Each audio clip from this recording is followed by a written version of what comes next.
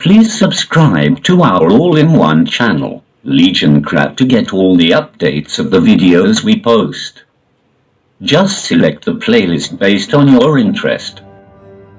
Bram Stoker was an Irish writer and gained fame for his novel Dracula, and was also the stage manager for actor Sir Henry Irving. His masterpiece, Dracula, appeared in 1897. The novel is written chiefly in the form of diaries and journals kept by the principal characters, Jonathan Harker, who made the first contact with the vampire Count Dracula. Mina Harker, Jonathan's eventual wife. Dr. John Seward, or Jack, a psychiatrist and sanatorium administrator. And Lucy, Mina's friend and a victim of Dracula, who herself becomes a vampire. If you have not heard the series from the beginning, all the links are provided in the description.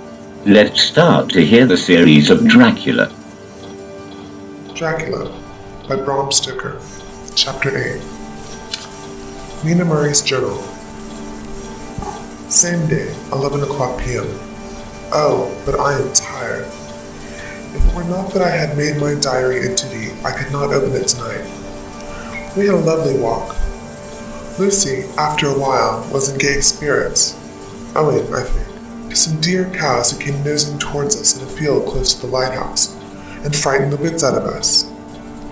I believe we forgot everything, except, of course, personal fear, and it seemed to wipe the slate clean and give us a fresh start. We had a capital severe tea at Robin Hood's Bay, in a sweet little old-fashioned inn, with a bow window right over the seaweed-covered rocks of the Strand. I believe we should have shocked the new woman with our appetites. Men are more tolerant, bless them. Then we walked home with some, or rather many, stoppages to rest, and with our hearts full of constant dread of wild bulls.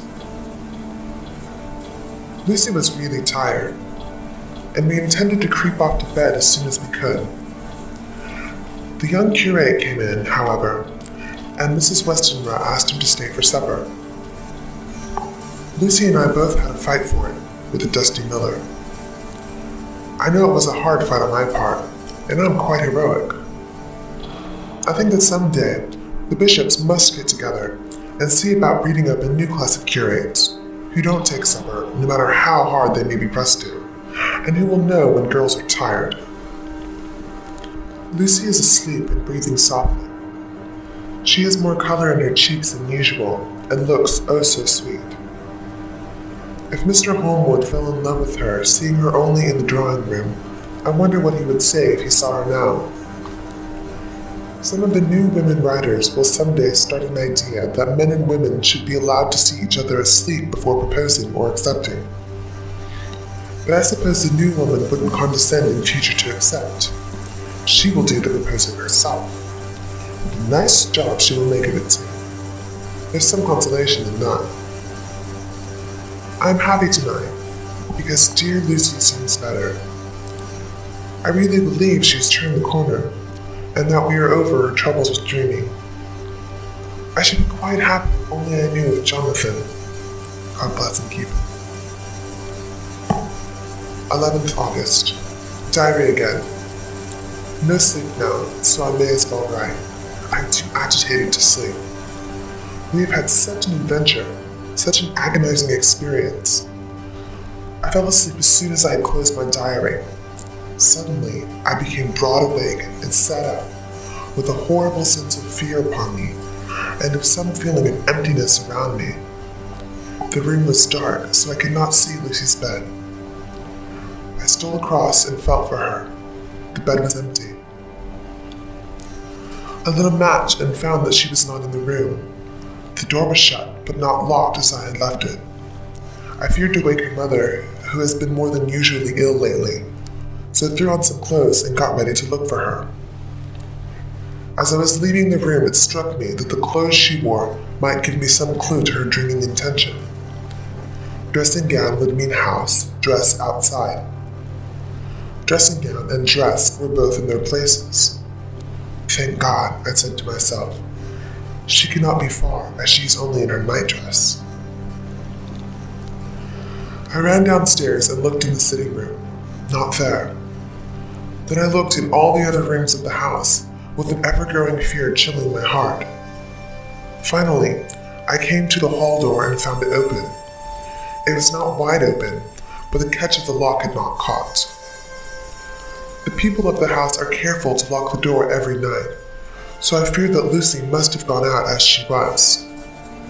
There was no time to think of what might happen. A vague, overmastering fear obscured all details.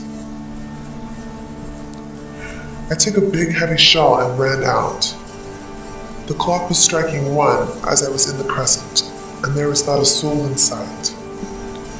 I ran along the north terrace, but could see no sign of the white figure which I expected. At the edge of the west cliff above the pier, I looked across the harbor to the east cliff, in the hope or fear, I don't know which, of seeing Lucy in our favorite seat. There was a bright, full moon, with heavy black, driving clouds, which threw the whole scene into a fleeting diorama of light and shade as they sailed across. For a moment or two, I could see nothing, as the shadow of a cloud obscured St. Mary's Church and all around it. Then, as the cloud passed, I could see the ruins of the abbey coming into view, and as the edge of a narrow band of light as sharp as a sword cut moved along, the church and churchyard became gradually visible. Whatever my expectation was, it was not disappointed, for there, on our favorite seat, the silver light of the moon struck a half-reclining figure, snowy white. The coming of the cloud was too quick for me to see much, for the shadow shut down on the light almost immediately. But it seemed to me as though something dark stood behind the seat where the white figure showed, and bent over it. What it was, whether man or beast, I could not tell. I did not wait to catch another glance, but flew down the steep steps to the pier and along by the fish market to the bridge, which was the only way to reach the east cliff. The town seemed as dead, for not a soul did I see.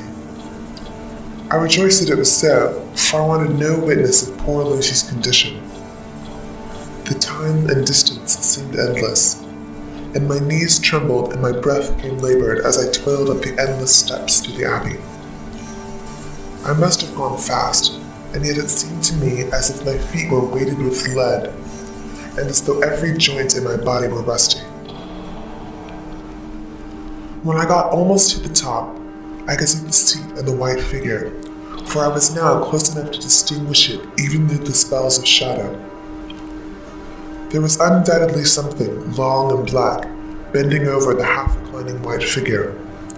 I called in fright, "Lucy! Lucy!" And something raised a head, and from where I was, I could see a white face and red, gleaming eyes. Lucy did not answer, and I ran onto the entrance of the churchyard. As I entered, the church was between me and the sea, and for a minute or so, I lost sight of her. When I came into view again, the cloud had passed, and the moonlight struck so brilliantly that I could see Lucy half reclining with her head lying over the back of the seat. She was quite alone, and there was not a sign of any living thing about. When I bent over her, I could see that she was still asleep. Her lips were parted, and she was breathing, not softly as usual with her, but in long, heavy gasps, as though striving to get her lungs full at every breath. As I came close, she put up her hand in her sleep and pulled the collar of her nightdress close about her, as though she felt the cold. I flung the warm shawl over her, and drew the edges tight around her neck, for I dreaded lest she get some deadly chill from the night air, unglad as she was. I feared to wake her all at once, so, in order to have my hands free to help her, I fastened the shawl at her throat with a big safety pin. But I must have been clumsy in my anxiety and pinched or pricked her with it, for by and by, when her breathing became quieter, she put her hand to her throat again and moaned. When I had her carefully wrapped up, I put my shoes on her feet, and then began very gently to wake her. At first, She did not respond, but gradually she became more and more uneasy in her sleep, moaning and sighing occasionally. At last, as time was passing fast, and for many other reasons, I wished to get her home at once. I shook her forcibly, till finally she opened her eyes and awoke. She did not seem surprised to see me, as, of course, she did not realize all at once where she was. Lucy always wakes prettily, and even at such a time, when her body must have been chilled with cold, and her mind somewhat appalled at waking unclad in a churchyard at night, she did not lose her grace. She trembled a little and clung to me. When I told her to come at once with me home, she rose without a word, with the obedience of a child. As we passed along, the gravel hurt my feet, and Lucy noticed me wince. She stopped and wanted to insist upon my taking my shoes, but I would not. However, when we got to the pathway outside the churchyard, where there was a puddle of water remaining from the storm, I daubed my feet with mud, using each foot in turn on the other, so that as we went home no one, in case we should meet anyone, should notice my bare feet. Fortune favored us, and we got home without meeting a soul. Once we saw a man, who seemed not quite sober, passing along the street in front of us. But we hid in a door till he had disappeared up an opening such as there are here, steep little closes, or wynds, as they call them in Scotland. My heart beat so loud all the time, sometimes I thought I should faint.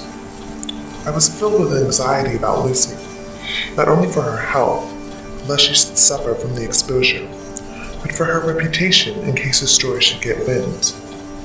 When we got in and had washed our feet and had said a prayer of thankfulness together, I tucked her into bed. Before falling asleep, she asked, even implored me, not to say a word to anyone, even her mother, about her sleepwalking adventure. I hesitated at first to promise, but on thinking of the state of her mother's health, and how the knowledge of such a thing would fret her, and think too of how such a story might become distorted, nay, infallibly would, in case it should leak out, I thought it wiser to do so. I hope I did right. I have locked the door and the key is tied to my wrist, so perhaps I shall not again be disturbed. Lucy is sleeping soundly. The reflex of the dawn is high and far over the sea.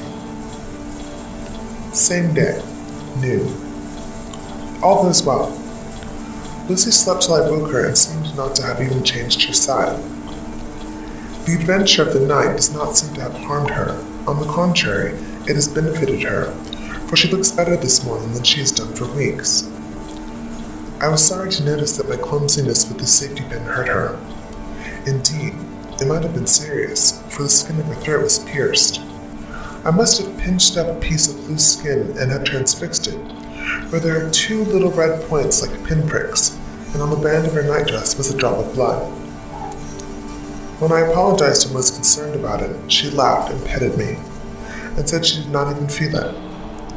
Fortunately, it cannot leave a scar, as it is too tiny. Same day, night. We passed a happy day. The air was clear, and the sun bright, and there was a cool breeze. We took our lunch to Mulgrave Woods, Mrs. Westenra driving by the road, and Lucy and I walking by the cliff path, and joining her at the gate. I felt a little sad myself, for I could not but feel how absolutely happy I would have been had Jonathan been with me. But there, I must only be patient. In the evening we strolled on the casino terrace and heard some good music by Smore and Mackenzie, and went to bed early. Lucy seems more restful than she has been for some time, and fell asleep at once. I shall lock the door and secure the key the same as before, though I do not expect any trouble tonight. 12th August. My expectations were wrong, for twice during the night I was wakened by Lucy trying to get out. She seemed, even in her sleep, to be a little impatient at finding the door shut, and went back to bed under a sort of protest.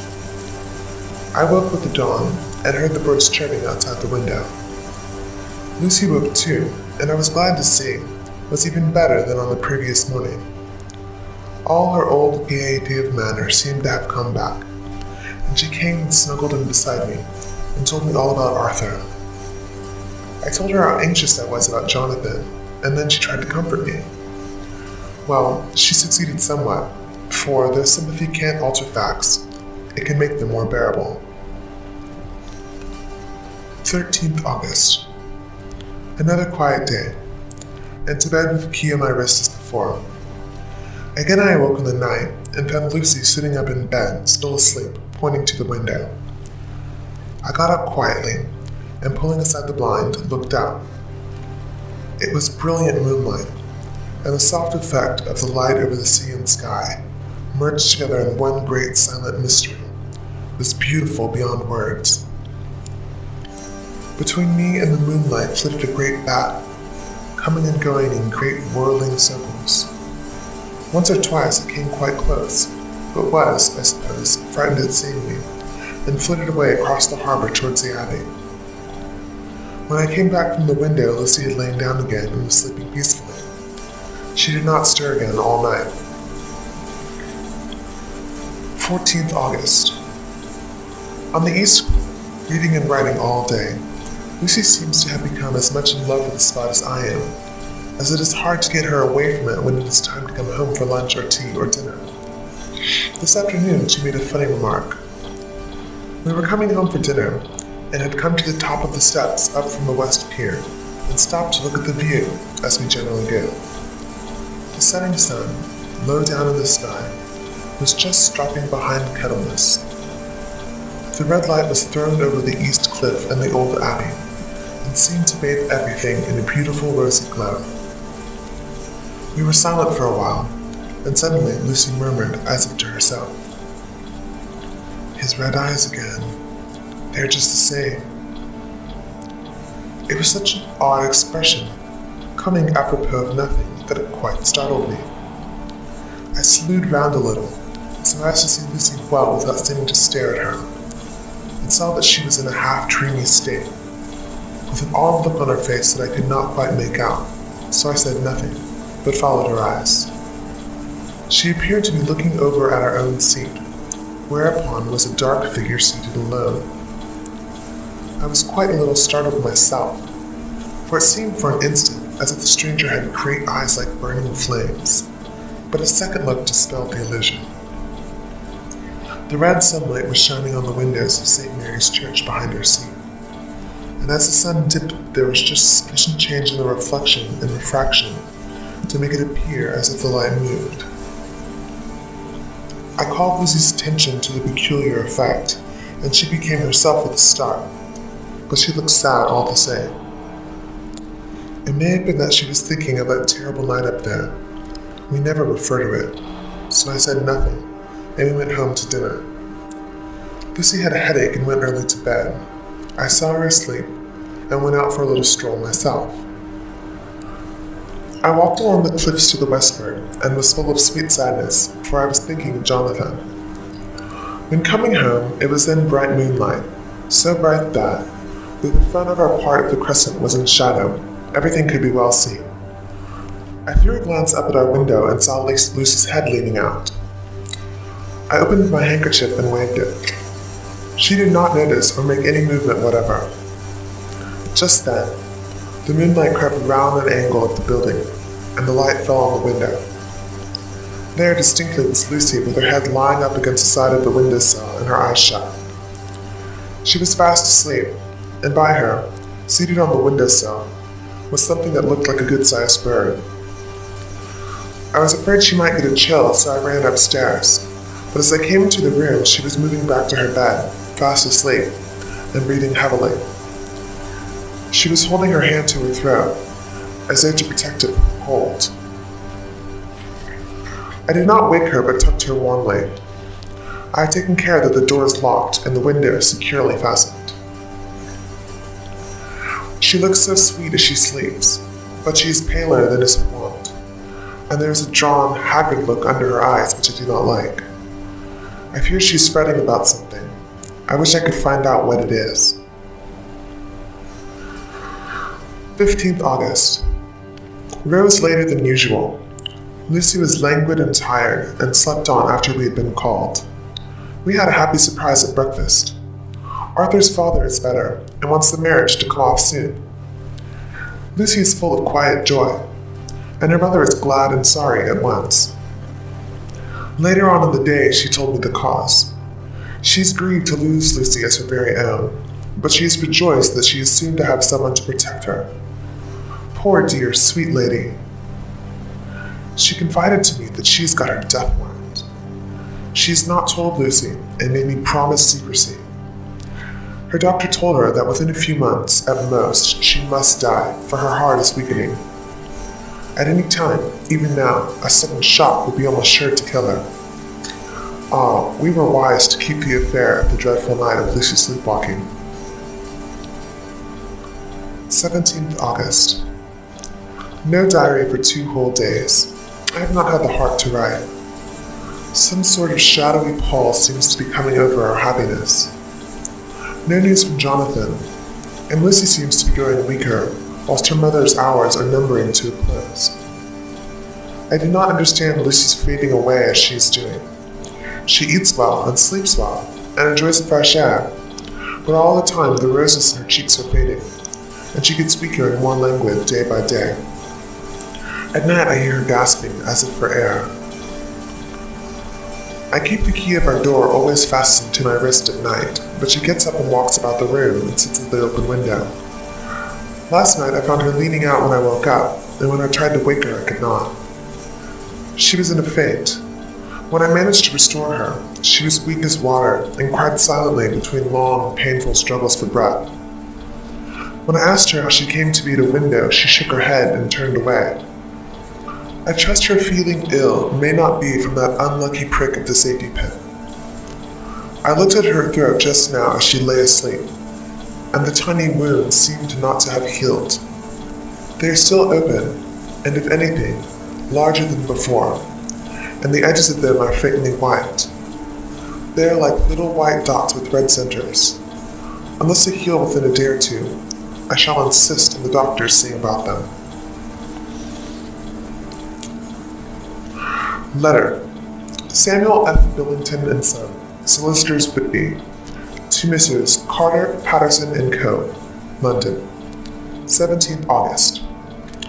Dear Sirs, herewith please receive invoice of goods sent by Great Northern Railway. Same are to be delivered at Carfax, near Purfleet, immediately on receipt at Good Station King's Cross. The house is at present empty, but enclosed please find all keys, all of which are labeled. You will please deposit the boxes, 50 in number, which form the consignment, in the partially ruined building forming part of the house and marked A on rough diagrams enclosed. Your agent will easily recognize the locality, as it is the ancient chapel of the mansion. The goods leave by the train at 9:30 tonight, and will be due at King's Cross at 4:30 tomorrow afternoon. As our client wishes the delivery to be made as soon as possible, we shall be obliged by your having teams ready at King's Cross at the time named and forthwith conveying the goods to destination. In order to obviate any delays possible through any routine requirements as to payment in your department, we enclose check herewith for £10, receipt of which please acknowledge. Should the charge be less than this amount, you can return the balance. If greater, we shall at once send check for difference upon hearing from you. You are to leave the keys on coming away in the main hall of the house, where the proprietor may get them on his entering the house by means of his duplicate key.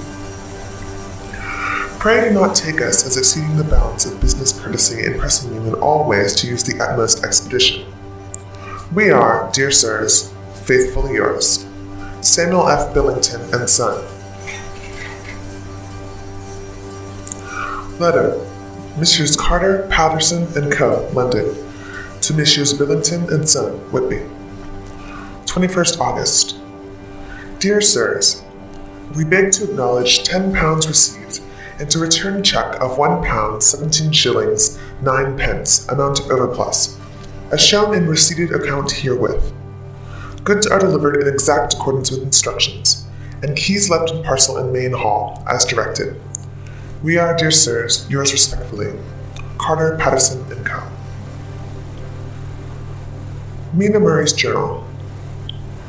18th August. I'm happy today and write singing on the seat in the churchyard. Lucy is ever so much better. Last night she slept well all night and did not disturb me once. The roses seem to be coming back already to her cheeks, but she is still sadly pale and wan-looking. If she were in any way anemic, I can understand it, but she is not. She is in gay spirits and full of life and cheerfulness. All the morbid reticence seems to have passed from her, and she has just reminded me, as if I needed a reminding, of that night, and that it was here on this very seat I found her asleep. And she told me she tapped playfully with the heel of her boot on the stone slab and said, "My poor little feet didn't make much noise then. I dare say poor old Mistress Wales would have told me that it was because I didn't want to wake up Geordie." As she was in such a communicative humor, I asked her if she had dreamed it all that night.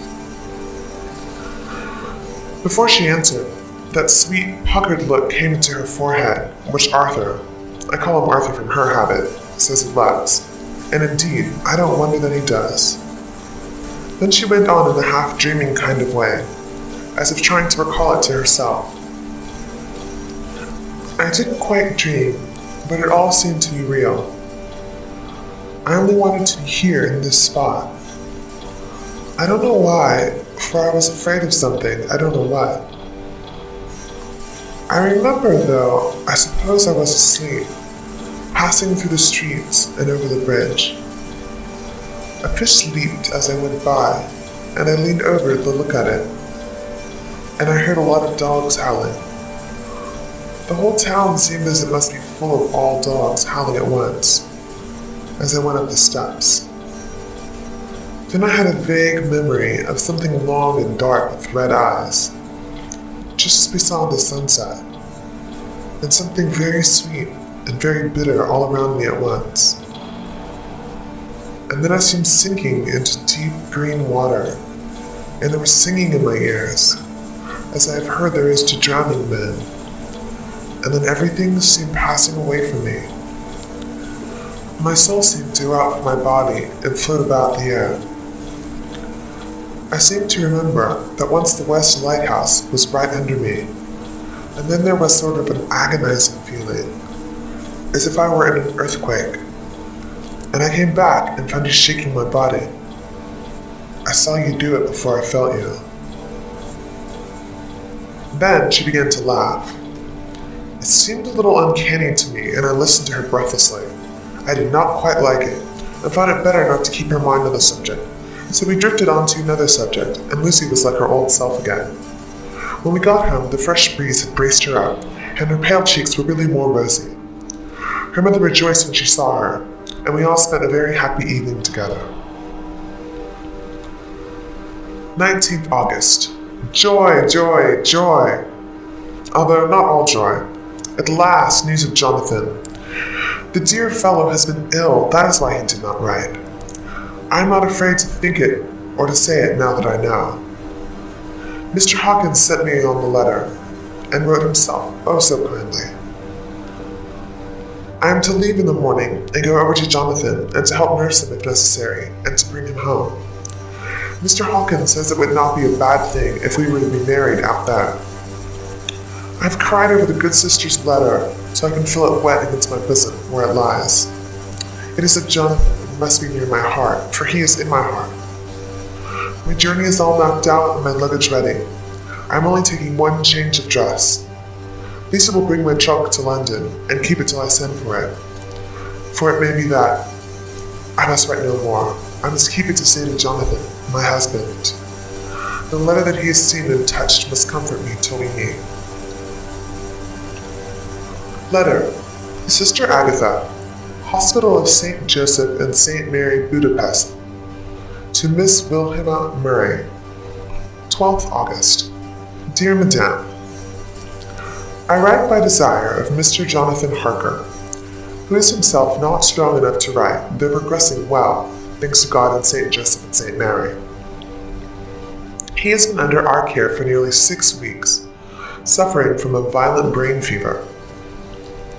He wishes me to convey his love, and to say that by this post I write for him to Mr. Peter Hawkins, Exeter, to say, with his dutiful respects, that he is sorry for his delay and that all of his work is completed. He'll require some few weeks' rest in a sanatorium in the hills, but will then return.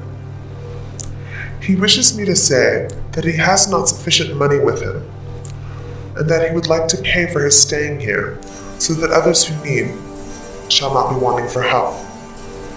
Believe me, yours, with sympathy and all blessings, Sister Agatha. P.S.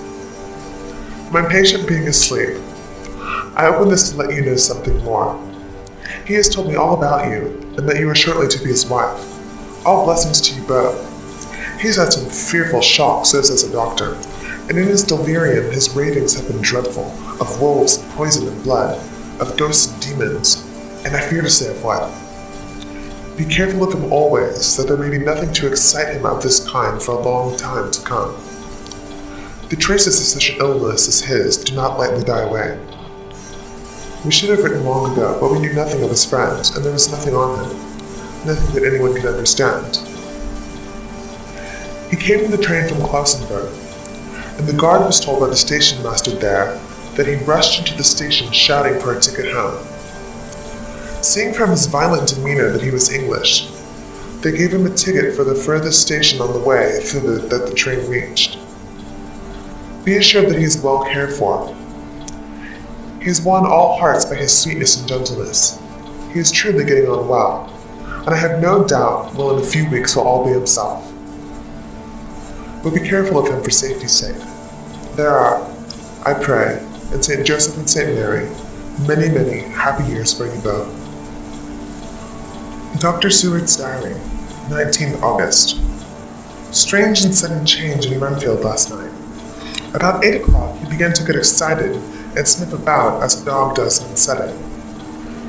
The attendant was struck by his manner, and knowing my interest in him, encouraged him to talk.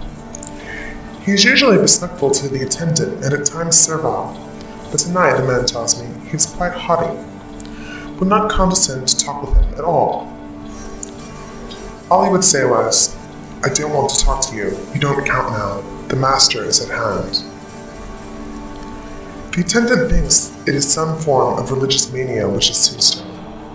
If so, we must look out for squalls, for a strong man with homicidal and religious mania at once might be dangerous.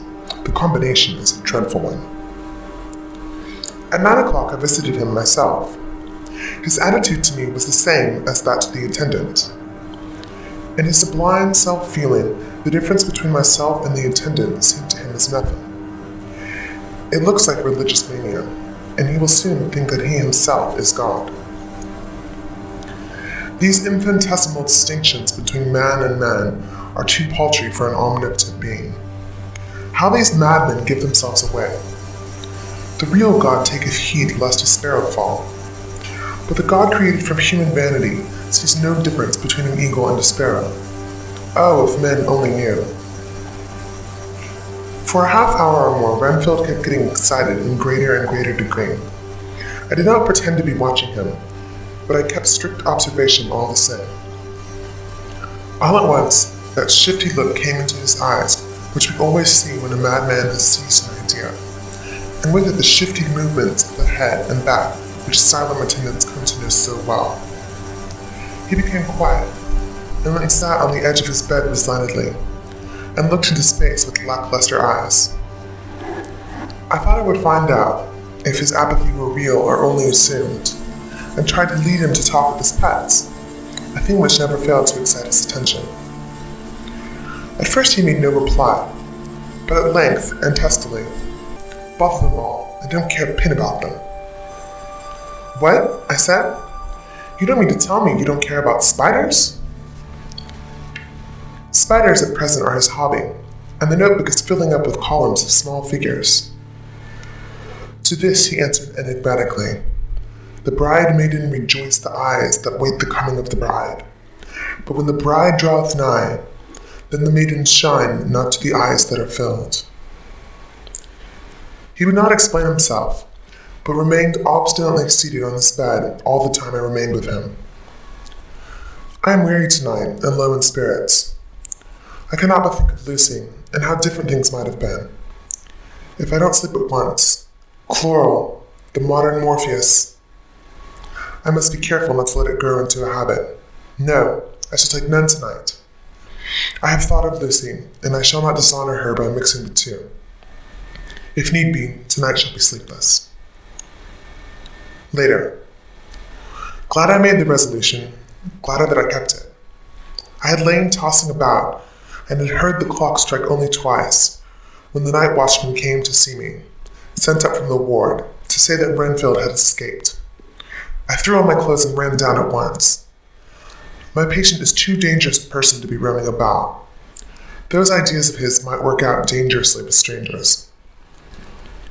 The attendant was waiting for me. He said he had not seen him at 10 minutes before, seemingly asleep in his bed, when he looked through the observation trap at the door. His attention was called by the sound of the window being wrenched out. He ran back and saw his feet disappear through the window, and had at once sent for me. He was only in his night gear, and could not be far off. The attendant thought it would be more useful to watch where he should go than follow him, as he might lose sight of him whilst getting out of the building by the door. He is a bulky man, and couldn't get through the window. I am thin, so with his aid I got out, but feet foremost, as we were only a few feet above the ground, landed unhurt. The attendant told me the patient had gone to the left, and had taken a straight line, so I ran as quickly as I could. As I got through the belt of trees, I saw a white figure scale the high wall which separates our grounds from those of the deserted house. I ran back at once, told the watchman to get 3 or 4 men immediately, and follow me into the grounds of Carfax, in case our friend might be dangerous. I got a ladder myself, and crossing the wall, dropped down to the other side. I could see Renfield's figure just disappearing behind the angle of the house, so I ran after him. On the far side of the house, I found him pressed close against the old iron-bound oak door of the chapel. He was talking, apparently to someone, but I was afraid to go near enough to hear what he was saying, lest I might frighten him, and he should run off. Chasing an errant swarm of beasts is nothing to following a naked lunatic when a fit of escaping is upon him. After a few minutes, however, I could see that he did not take note of anything around him, and so ventured to draw near to him. The more so as my men had now crossed the wall and were closing him in. I heard him say, "I am here to do your bidding, master. I am your slave, and you will reward me, so I shall be faithful. I have worshipped you long and afar off. Now that you are near, I await your commands. And you will not pass me by, will you, dear master, in your distribution of good things?" He's a selfish old beggar, anyhow. He thinks of the loaves and fishes, even when he believes he's in the real presence. His manias make a startling combination. When we closed in on him, he fought like a tiger. He's immensely strong, for he was more like a wild beast than a man. I never saw a lunatic in such a paroxysm of rage before, and I hope I shall not again. It is mercy that we have found out his strength and danger in good time. With strength and determination like his, he might have done wild work before he was caged. He is safe now at any rate. Jack Shepherd himself couldn't get free from the strait waistcoat that keeps him restrained, and he's chained to the wall in the padded room. His cries are at times awful, but the silences that follow are more deadly still, for he means murder in every turn and movement. Just now he spoke coherent words for the first time. "I shall be patient, master. It is coming, coming, coming." So I took the hint and came to. I was too excited to sleep, but this diary has quieted me, and I feel I shall get some sleep tonight. End of chapter 8.